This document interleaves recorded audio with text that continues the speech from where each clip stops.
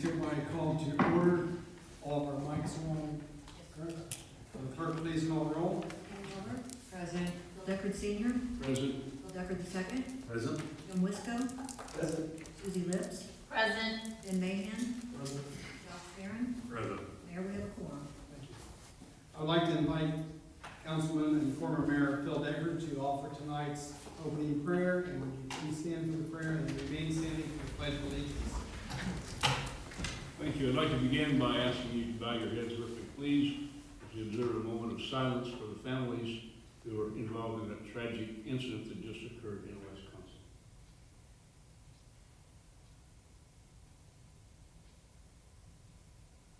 Heavenly Father, again, we come to you this evening with bowed heads and hearts, giving thanks for the many blessings that we each have received over the many tragedies occurring throughout our country. We pray for this great land of ours. Father, we pray for our leaders, our state and national leaders, as well as our leaders here in the Martinsville area. I pray for our council, our governing body, to give us strength and wisdom that all decisions may be made with only the best interest of you and our taxpayers in mind. Father, we give you praise in all things. I ask you to have your way in this meeting. We ask it in Christ's name. Amen. I pledge allegiance to the flag of the United States of America and to the republic for which it stands, one nation, under God, indivisible, with liberty and justice for all.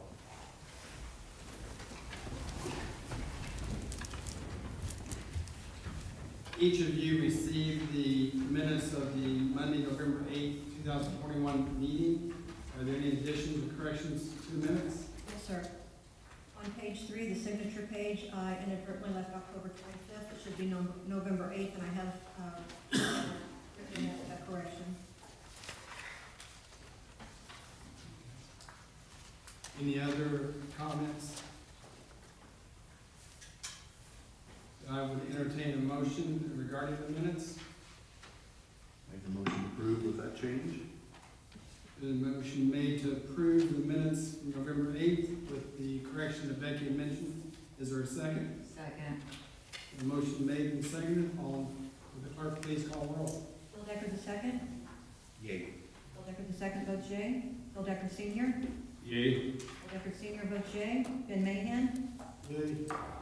Ben Mahan votes yea. Josh Farron. Yea. Josh Farron votes yea. Susie Lips. Yay. Susie Lips votes yea. Ann Miller. Yay. Ann Miller votes yea. Jim Wisco. Yay. Jim Wisco votes yea. Unanimous. Thank you. Over the past several weeks, months, seems like this entire year, our town's been under construction one way or the other. 69, Gary and I were at a meeting last Friday at the Chamber of Commerce through our downtown area. We've been going through our water project. Gary has informed me that the Nona pipeline is finishing that up. Case is coming in and fixing the holes that are there, hopefully to get the steel plates up before the end of the year here and before the snow starts falling. I hate to think about snow falling, but that's right here. Councilman Deckard, we've paved a lot of streets in your area. I hope your constituents and citizens have been thankful for that. Councilman Mahan, we did a lot of streets in your area, put a lot of dry wells in. Are the dry wells a perfect fit and fix for this? No, but it's going to make it better than what it was.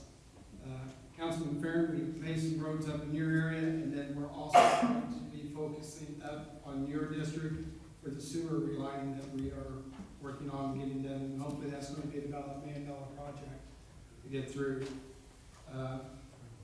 Paved a lot of streets this year, 19 miles. That's been a great thing to be able to get through. Don't know if we'll get that many next year, but it's been a ride this year for that. There's still some things around the town that we need to take care of in regards to our facilities, and you as a council are in charge of those. 4 things that kind of stick in mind: the facilities for the clerk treasurer's office, facilities for the police department, repurposing the space here in City Hall, and the future of the Mulberry Street Water Department, whether we leave it there as you know, InSafe has come in. There are a lot of things that need to be corrected with that building before it is possibly condemned. So I'm asking, we could sit and work with the architects, have an idea and plan. We could spend hours, bring it to you, but you're ultimately the voice that's going to make a decision on which way we go. So we talked to our financial advisor, Jeff Peters. In order to keep our tax roll where it's at, we need to do some things by this time next year. So I would really like to urge you as a council to start having some workshops. I'd like for maybe to start one and have one on Monday, December 13th, for our next council meeting. Open it up to the public and be able to have Chief Richards come in and what the police department this morning been merited to come in and talk about the clerk's office when we're out there and just start getting some dialogue, because it's, again, ultimately your decision on which way we go there. So that's something we can talk about and look at, but that's a date we thought we could get started. Because again, like Mr. Peters says, we've got to have some things in line before the end of next year in order to keep our tax level, our tax roll level where it's at. So that's something to be thinking about. Also, over the past week, it was brought to my attention that there is concern over the overtime pay of a city employee. After looking into this matter, I have decided that it is in the best interest of the city that an investigation be commenced. Therefore, I am announcing this evening that the city of Martinsville, through its executive branch, will be employing outside counsel to conduct a full investigation of the matter. Mark Waterfield will investigate this particular allegation. I have also requested that he make any and all suggestions as to our logging of overtime for an employee and any improvements that could be made. I understand that some of the council members have discussed conducting a council investigation into this matter, and you have the power to do so. However, I wanted to let you know that I have commenced an investigation, and if you want to wait for its outcome as to what might be a better, that what you might want to do might be a better way to conserve taxpayer money. Moving into new business, we have the final reading and consideration of Ordinance 2021-27, Expenditure of CARES Relief Fund Monies. Mr. Coffey. This is the second reading of the resolution, the ordinance that we talked about 2 weeks ago. Mr. Mahan gave an update on what we'd like to do with the remaining $97,000 in the purchase of PPE, at this time, in the forms of the sanitizer, gloves, safety vests, masks, wipes, other PPE items. So tonight would be the second reading of that, possible final reading of that this evening. There's a little bit of a time issue. We want to get the items ordered before the price of items is continuing to rise.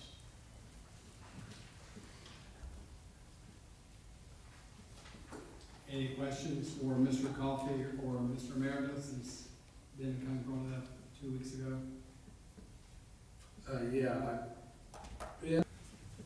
If they want them. I just couldn't let it go. Yeah, fair enough. Any other questions for Dale or for Ben? If not, I would entertain a motion regarding the ordinance. I move to approve. And a motion made to approve ordinance 2021-27, the CARES Relief Fund monies. Is there a second? I second. And a motion made and seconded. All in, for the clerk, please call the roll. Phil Decker the second. Yay. Phil Decker the second votes yea. Phil Decker Senior. Yay. Phil Decker Senior votes yea. Mahan. Yay. And Mahan votes yea. Josh Farren. Yes. Josh Farren votes yea. Susie Lips. Yay. Susie Lips votes yea. Ann Miller. Nay. Ann Miller votes nay. James Wisco. Yay. James Wisco votes yea. That's 6-1. Motion passes 6-1. Thank you. You were sent copies of the claims to review prior to tonight's meeting. Are there any questions regarding any of the claims?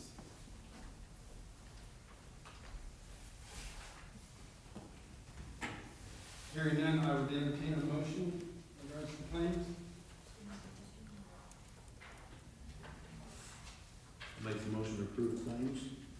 Been a motion made to approve the claims as presented. Is there a second? Second. Been a motion made and seconded to approve the claims. Please call the roll again. Phil Decker the second. Yay. Phil Decker the second, vote yea. Phil Decker Senior. Yay. Phil Decker Senior, vote yea. Ben Mahan. Nay. Ben Mahan votes nay. Josh Farren. Nay. Josh Farren votes nay. Susie Lips. Yay. Susie Lips votes yea. Ann Miller. Nay. Susie Lips votes nay, or Ann Miller votes nay, excuse me. Jim Wisco. Yay. Jim Wisco votes yea, that's 4-3. Okay. Motion passes 4-3. Council comments. Mayor, I have one that pertains to your announcement there. Unfortunately, there comes a time in this role as council president, and speaking with the council, I'd like to see about amending the agenda here, presenting the resolution I passed out to each member, to resolution of the common council of the city of Martinsville, Indiana, to obtain legal counsel pertaining to this investigation on the overtime.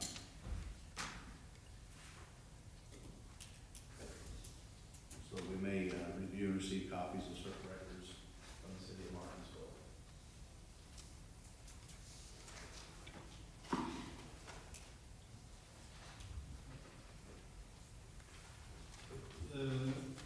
Are entertaining a motion for resolution 2021? I don't have. I don't have a resolution.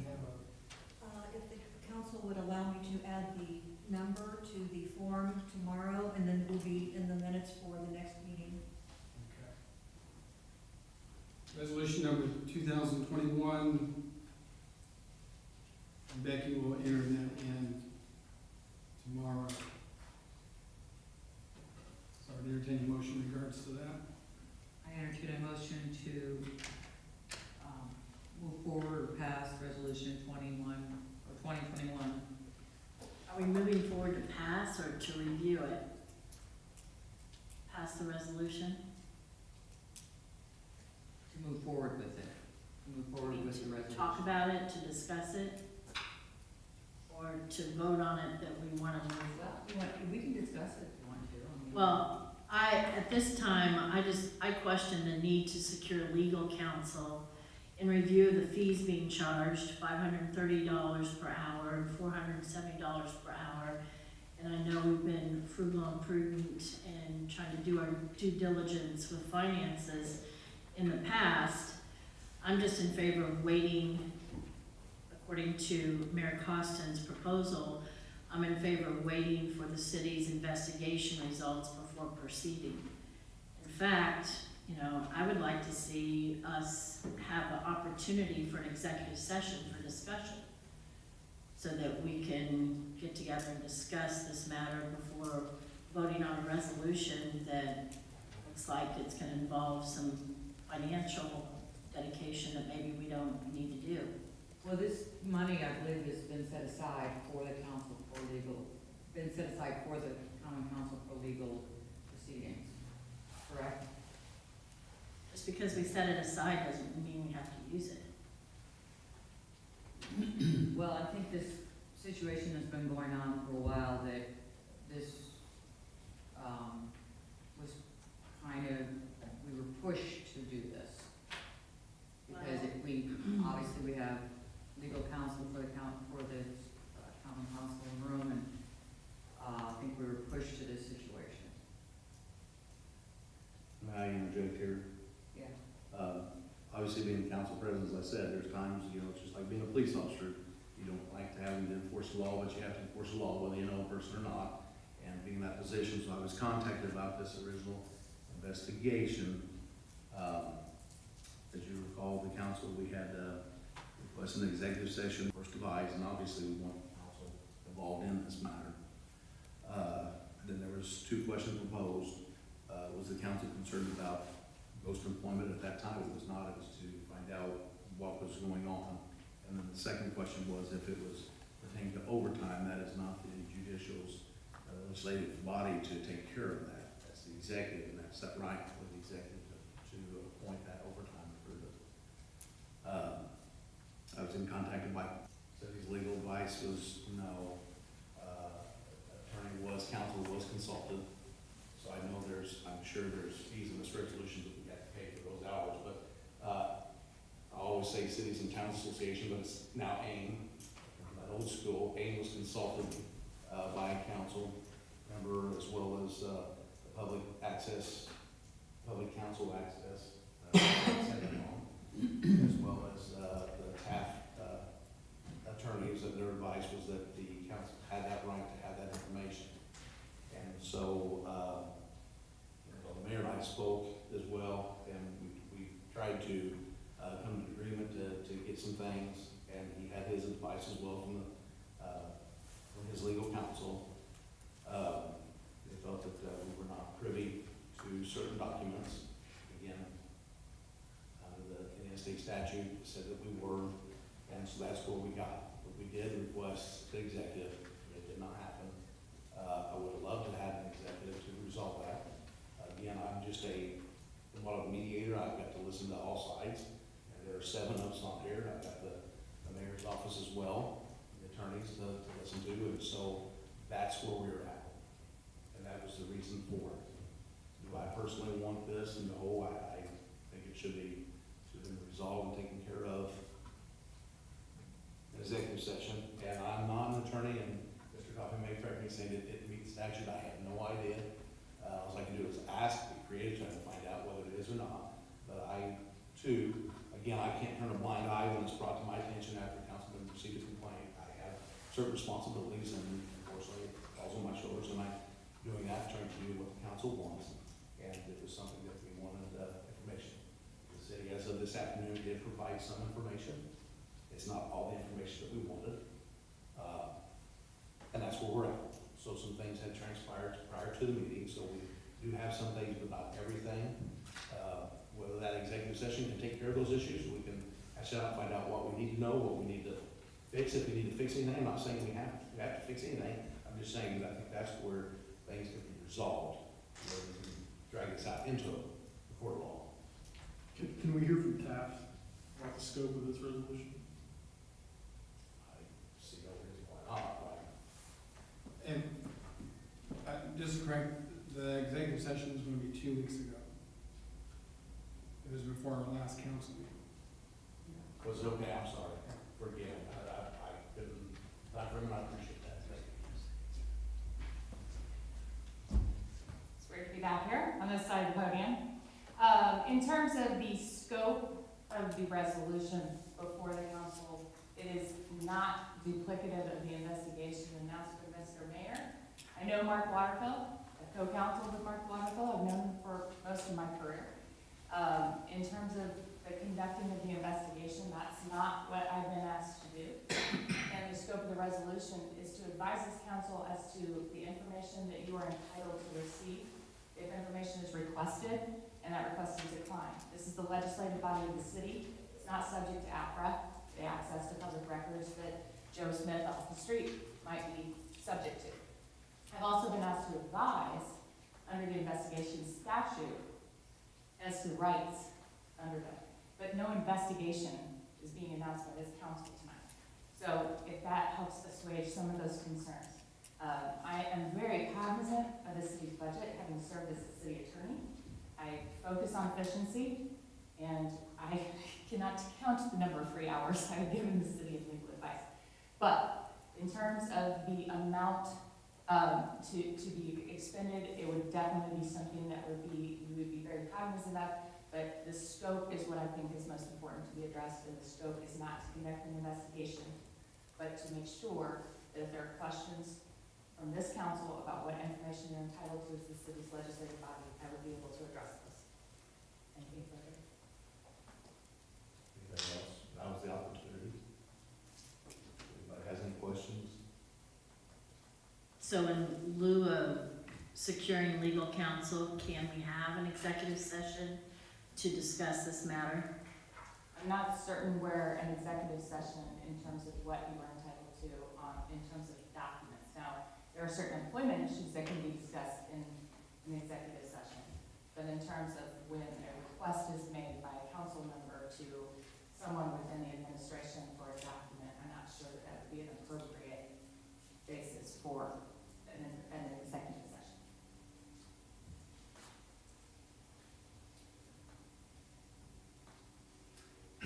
Is the scope of your representation just to provide us a legal analysis based on, here's a 10-page report on what you're entitled to receive, and that's the end of it, so we can read it just like we can read the statute and we know what we should get? Or this is an ongoing, when you talk to everybody here about some specific requests at the time? I mean, I'm a little confused by that, albeit I just saw this right before. I was approached because there were issues related to information that was requested by this legislative body that was not being provided. I provided legal advice based on that. The goal would be to continue doing that going forward under this resolution, particularly in light of the fact that some information had been received. I don't have a question so much about your role. My question is, we haven't had as an opportunity, as a body, as a council, to get together to discuss this matter. We just received information tonight, right before the meeting, and we had a few phone calls, but they were independent phone calls. It's not that the group hasn't sat down together to discuss.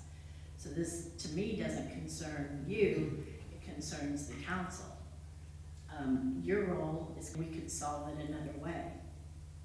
But I might interject something here as a sitting council member, hearing from my other council members. I was under the impression that we had requested that executive session to discuss these very things, and were denied that opportunity. But why was the meeting canceled though? It wasn't because. That's not for me to decide, I was just informed it's Yeah. canceled. I was informed that it was canceled because Mr. Coffey wasn't available on a Friday before a Monday. And until these past couple days, I just assumed he was to be rescheduled.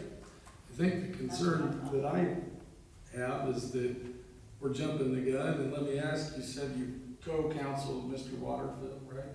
Yeah, we've worked on things together. And should we have any concern regarding the integrity or thoroughness of his report in your experience? I can't speak to that. Okay. I've not been involved with him in a matter of conducting an internal investigation. In the matters that you have been involved with him, would they give rise to any concern regarding his ability to conduct an investigation? No, sir. As a matter of fact, that's, again, let me be clear. I don't know which line he would fall on, and whether he would echo this administration's position over the last couple of weeks that information that was requested we were not entitled to receive as council. So that's a different issue. He may be perfectly capable of conducting the investigation, but the question becomes, what is this council's right to receive information related to the investigation and documents that underlie that investigation as the legislative body of the city? So as I contacted each council member about that date, I was told that yes, Dell was not available. And then Mr. asked me, there's two questions, and he said, I can't answer those questions, can you? And those questions from the council was, one, is the council worried about post-employment? And I said, not at this time, it's not about it. It wasn't about it.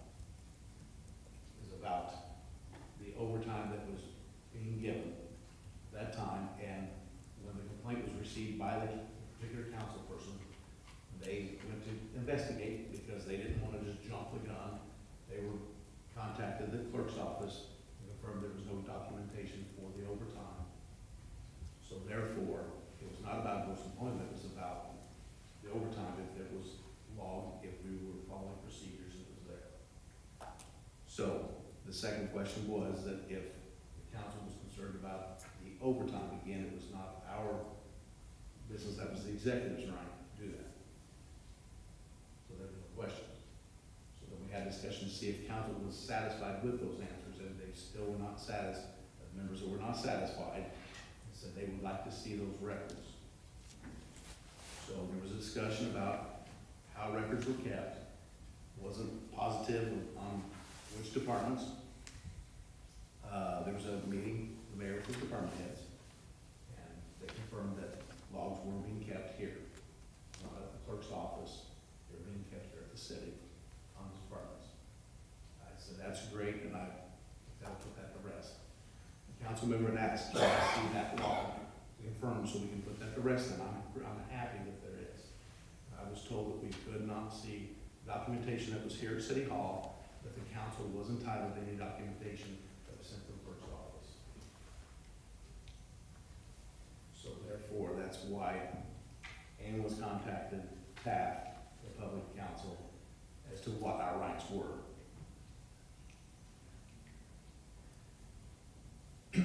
So I'm just explaining. No, and I think that maybe I misunderstood.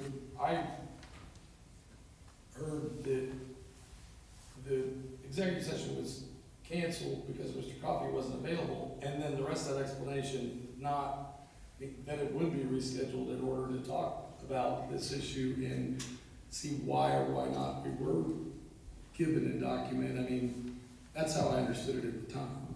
Because the way I understood it is that the overtime situation is not our job, so therefore that would not be an executive session. Am I correct? Can't answer. Right, I'm just explaining what I said. Mayor, is that correct? Those are the two questions, and that was what I was informed, that the overtime is not our council's, that is your job as an executive. Figure out this. Yes. And so therefore I took that there is no other scheduling, because that's not our issue. So at that point it became that, well, then maybe it is a ghost employment thing, because we can't verify that these hours were documented and worked. Again, as they contacted the clerk's office to confirm, to make sure, hey, is this documented, is it good? And there was no documentation. So that's why the council asked, may I see that documentation, so we can confirm that it's not ghost employment then, and that it's justified.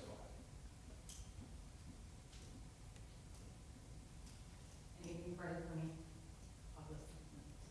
I know you were contacted, and I imagine the resolution counts on swaying anyone, you go however you like and whatever. I like to see this taken care of, and I don't care how we come to agreement, we can end up having those meetings to do that, because that's our end means. We want to get this resolved and make sure that we're following guidelines, things are being documented properly, or if we need to make any corrections, whatever we need to. I'm not saying we have to, or need to, that we just make sure it's on, where everybody's on the same page. But I know that since TAC was also contacted, I imagine there's probably services to be paid for, because again, we couldn't, same token, and that's why in the years past, the council's always has, 2 terms ago, they decided that, council needed its own, their own legal representation.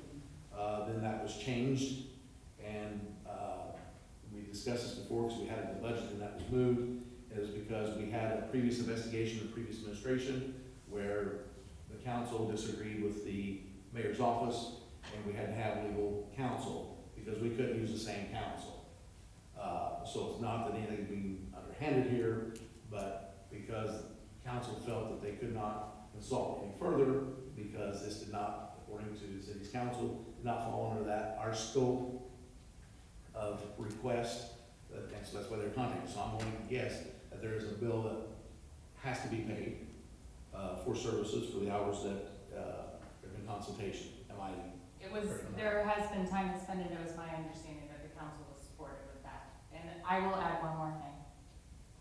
Bill Decker Jr. would like nothing better than to not talk to me again for months and months, until it's voting season. So I assure you, he's not going to abuse this and draw me into things that it may be that the administration cooperates fully with this council, and you all don't hear from me again.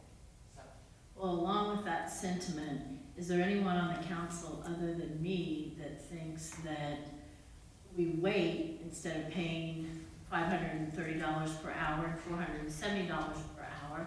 Is there anyone other than me that thinks that we should wait for the investigation? If this is something that's been ongoing, why wouldn't we be prudent in this way? Yes. We've gotten pushback and pushback, such that, the president had to contact outside counsel to get this tonight. I feel like we should just wait a little bit.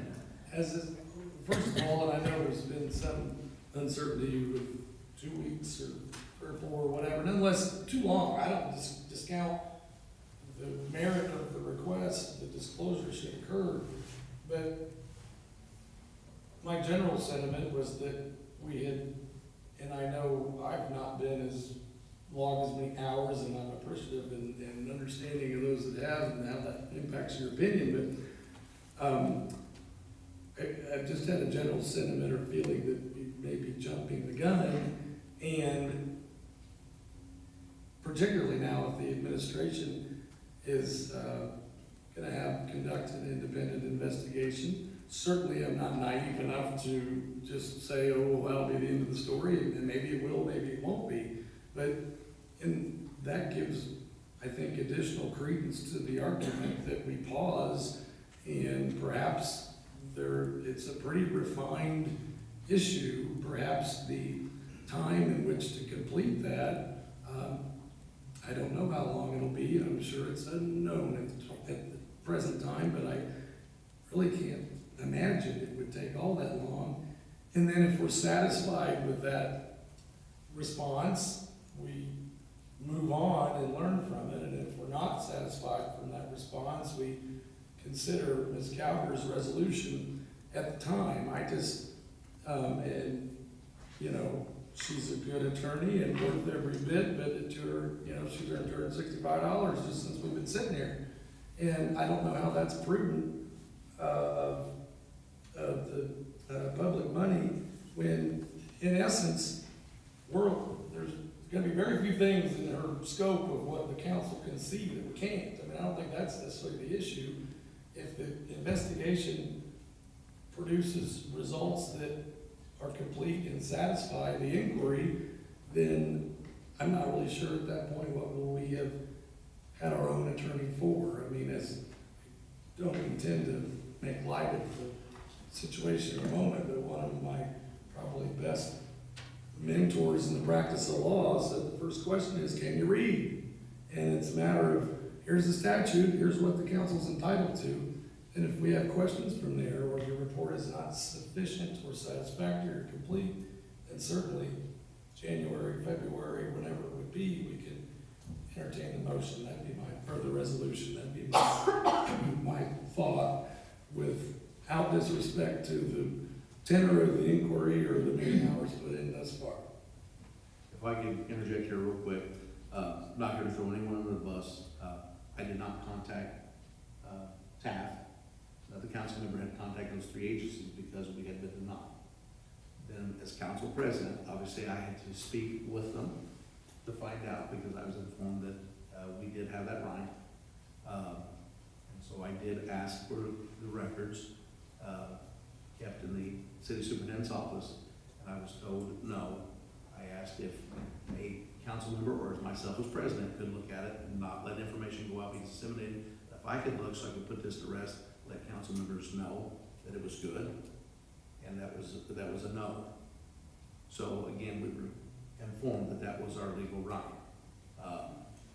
Again, like I said, so it doesn't. I don't want to see it. Didn't want to see it go to this point. But again, when we contacted the council members, as you know, we've had some abstaining from signing off on claims, and I want to see that resolved. Thought I had one issue taken care of, and it was, and that's my job, to try to help on that. And we got one situation cleared up. Miscommunication here. This is now the other part of it. And I, for one, as the president of the council, would like to see that we can work together as a body, and we can move forward, we can get things back. And that was the objections on abstentions. If I'm wrong, you can correct me, but I'm just trying to see to it that it's taken care of. I'd like to see this addressed.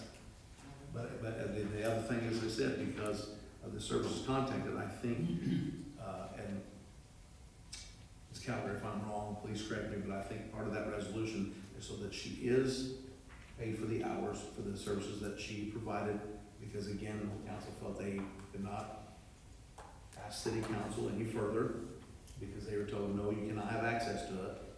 And statute said, yes, we can, so the hands were tied, so that's why she was contacted, along with AIM and the public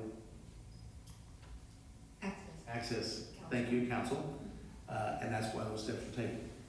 It's what I understand on this resolution, that, again, as she stated, you don't have to have any further services. If we have that executive session, so on, we don't have to speak with her any further, take any more advice. If council's happy, that's fine. If you get in your executive session and you find that, wait a minute, aren't we privy to this, and we're finding that you're having that same problem, then you can choose as a council to contact her again to continue services. But again, as I've told each and every one, we want to contact you. I don't make a decision on my own. This is from the council. We're a 7-member board here. And I only proceed when I have that okay.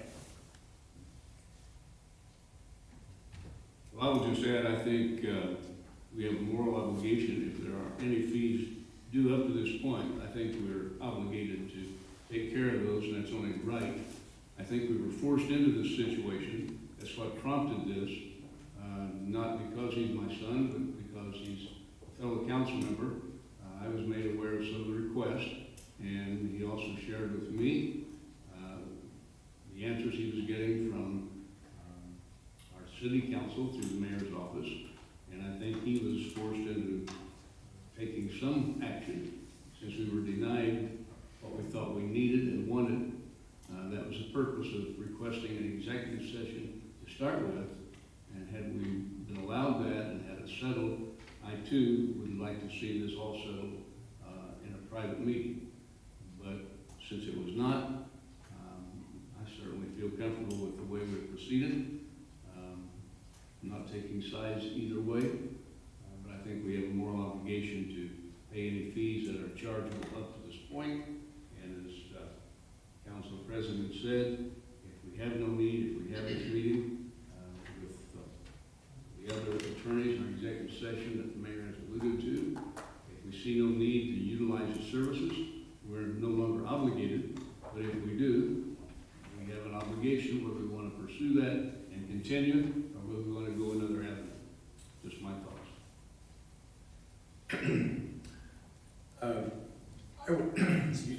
I would thank Council President Deckard for the time he has spent, and I think it is a reasonable inquiry, and documents should have been provided, and I don't discount the efforts and frustration, and it's something that needs to happen.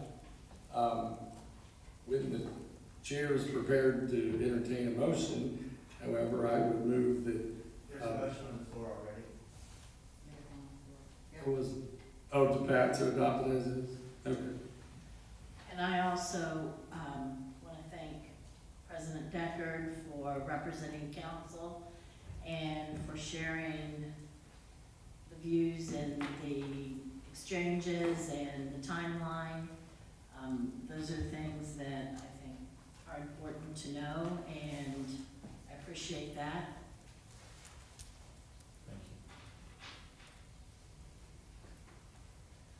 Any other discussion? I got something. We got 2 years worth of checks, but only one log. Do we have the first 2020 log, or no? How long we gotta wait on that? What I was given today and was informed that was all the information that was passed on to the clerk's office.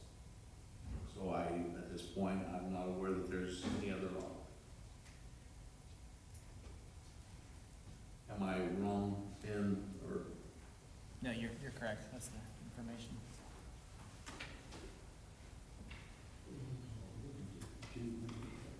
Yes, what you were presented with was the log of this whole time that's in question. You received the log from January of 2021 to October 2021. You received timesheets of the entire 2 years, but there's no log for year 2020. Can I ask a question? By log, are you talking about the carrying of the after-hours phone? Any log to document the overtime. What was presented as the reason why the abstention was that there was a complaint that an employee was receiving 37 and a half hours every pay for 2 years with no documentation. And they wanted to make sure that it was documented. Just so you understand, the documentation, at least as far as the after-hours phone, didn't start near, I think it was September of 2020. When we had It the was shortly after a gentleman retired from the city, they had carried the phone forever. And, I carried it for 3 weeks, and I purposely documented every call I received. Because we wanted to see what the activity was, Sure. what was coming in on that phone.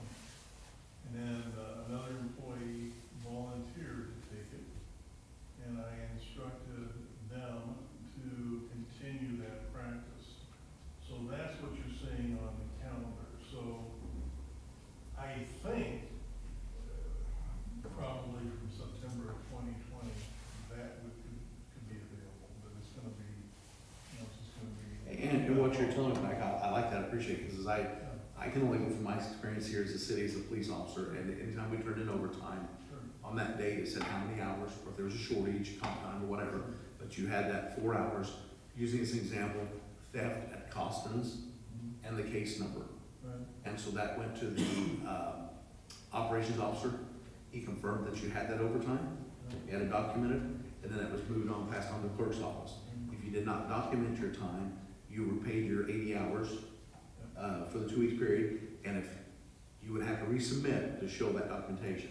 And that was the concern when they inquired with the clerk's office about that, because that's excellent what you're saying, you documented the date, the time, the hours That's spent, why- and that's what they were wanting. And so that's what the council requested, that law to verify, because in the mayor's meeting with the department heads, they confirmed, the police department, fire department, they do this. Matter of fact, the fire department, I think, keeps theirs on the computer. I think the police department, I'm sorry, Chief Richards, I think yours is still on the paper, is that correct? You may have it We keep electronic, I don't on the know. computer as well. But am I correct, you guys document the date, case number, the time, and how much time was spent? And that's the concern that the council members had in question, said, well, how come there's no time documented? Okay, if you'll allow me just another minute or two. Absolutely. When, the mayor first told me about the concern, I was really fortunate because Craig DeMont left the records. He was a gentleman, the file cabinets are there, they're full, they're well labeled.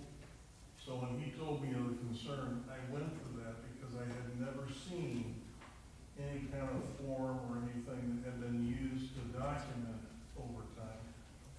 So I honestly thought we were proceeding the way we have always done it. And basically, it's your time, you're clocking in, you're clocking out.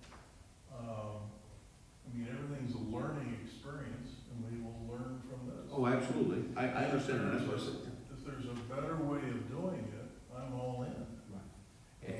And that's why, and I wanted to, that's why I shared with the mayor.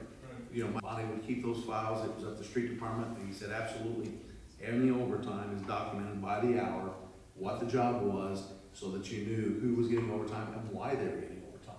It's reasonable, anybody in your office, that's what we were asked. Right. I was told the council could not have that information, but we can have what's submitted to the clerk's office and back that. That is why it went to this, because now, when you're told no, who do I consult with? We don't have an attorney on staff that's here for the council, because we opted not to do that, and that's fine. So we had no choice but to find out what is our right, and through AIM, through TAF, and through Public Access Council, they informed us that is by entirely of your right, whether they have a policy that you have to fill out paperwork or not. You are part of the city, you are the legislative body, that is your right, you should have that without question.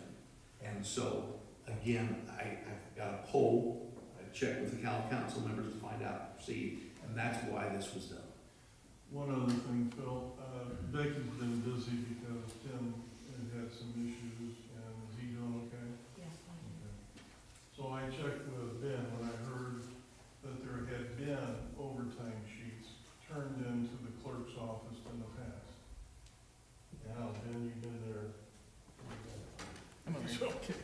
you've been there 3 years or whatever, Becky, you've been there longer.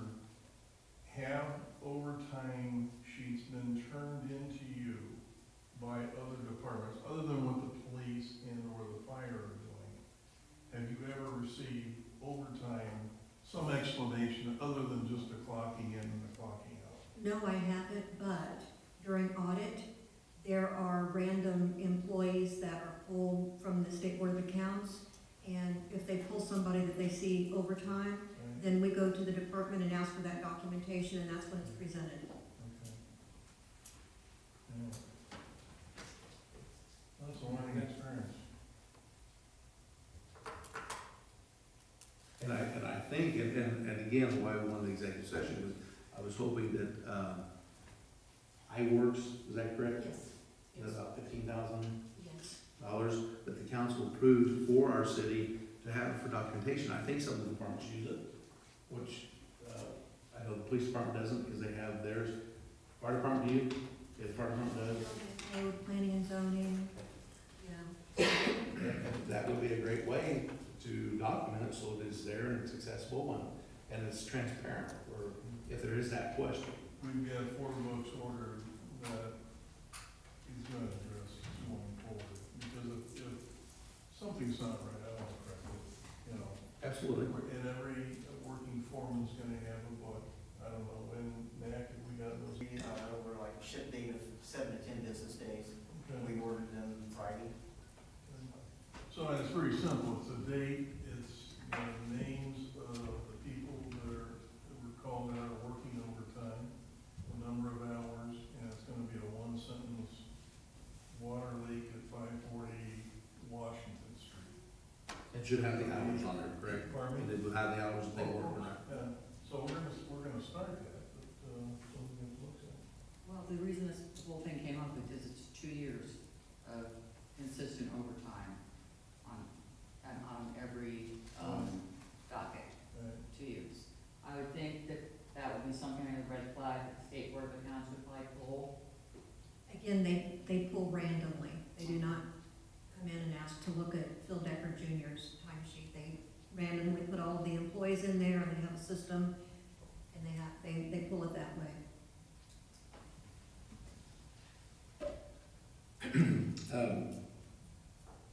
So again, this resolution, I think, is again to pay for services that we consulted with.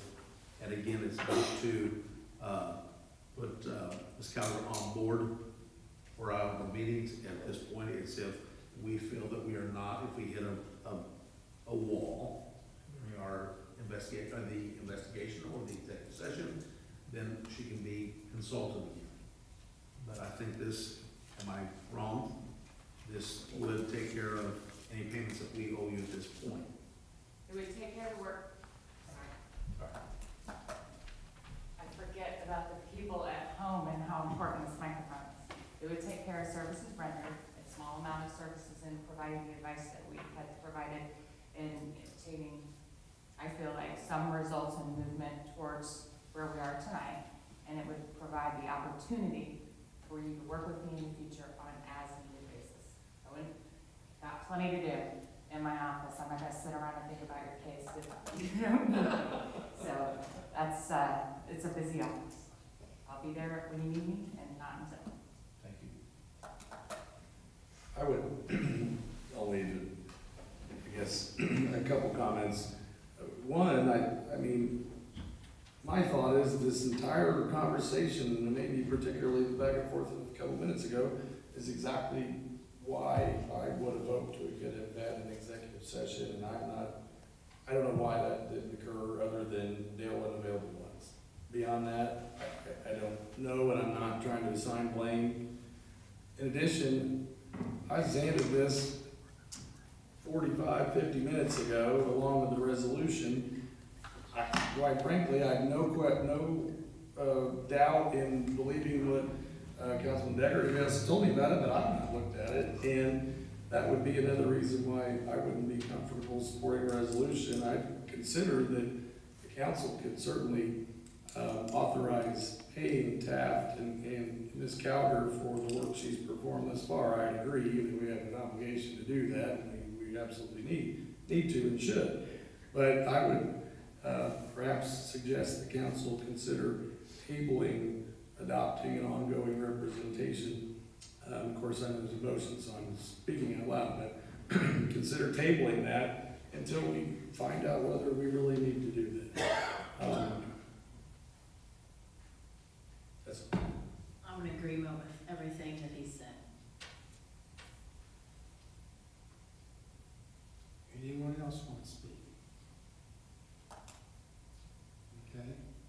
This time, there's a motion on the floor to accept resolution 2021 with whatever Becky was in there for the last time. In regards to the hiring of the TAP law firm. I'll make that motion there. Is there a second? It was, I'm sorry. I mean, yeah, I mean. And no motion, yes. That's what I said. I thought she said June, I'm sorry. Well, Yeah, I'm sorry. I don't know. Is there a second? second. There's a motion made and seconded to resolution. Will the clerk please call the roll? Phil Decker the second. Yay. Phil Decker the second, vote yea. Phil Decker Senior. Yay. Phil Decker Senior, vote yea. Ben Mahan. Yay. Ben Mahan, vote yea. Josh Farren. Yay. Josh Farren, votes yea. Susie Lips. Nay. Susie Lips votes nay. Ann Miller. Yay. Ann Miller votes yea. Jim Wisco. Nay. Jim Wisco votes nay. 5-2. Resolution passes 5-2. Yeah. Next on the agenda, public comment. Anything from the public at this point? Good evening. My name is Cecilia Croft, and I have 120 seconds to make a speech, right, Mr. Mayor? Correct. Well, God put something on my heart today, and I'm going to make a speech. I'm a Catholic pro-lifer, and I believe in the sanctity of human life, from the moment of conception to the point of natural death. And I stand in the chambers of the Common Council. The Common Council is named after the House of Commons in England, not the House of Lords. The House of Lords, you had to have noble blood. But the folks who settled Martinsville in 1822 would have no part of that because they believed in the common citizen. And I have to believe that those citizens in 1822 would not sanction the murder of innocent human life. Oh, that's Cecilia, she's crazy. Maybe so. Oh, that's Cecilia, sometimes she can be obnoxious and overbearing. Well, maybe that's true too. That's Cecilia, she can be dramatic. Well, maybe that's true too. But you want to know who I am?